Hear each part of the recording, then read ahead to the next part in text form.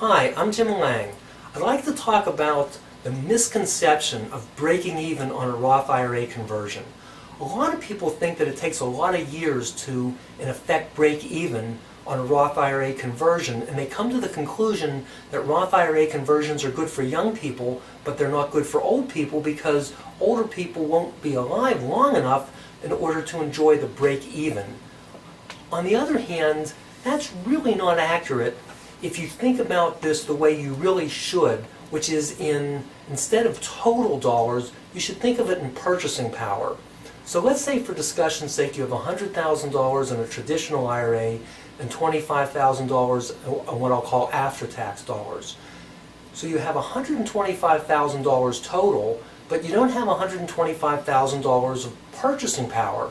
The reason for that is when you cash your IRA in, you have to pay tax of $25,000. So your real purchasing power is $100,000.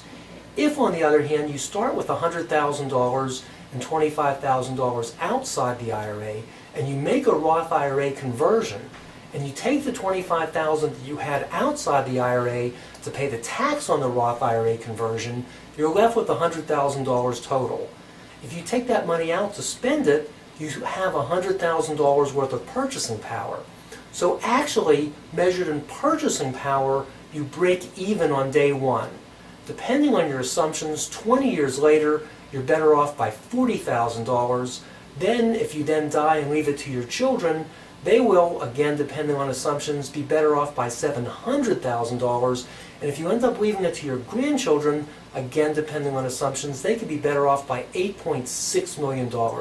There's so much opportunity in this area. I highly encourage you to go to my website, www.rothira-advisor.com. There's newsletters, there's articles, there's access to my radio show. We have some of the top IRA experts in the country on that show in the archives. No cost to you, www.rothira-advisor.com.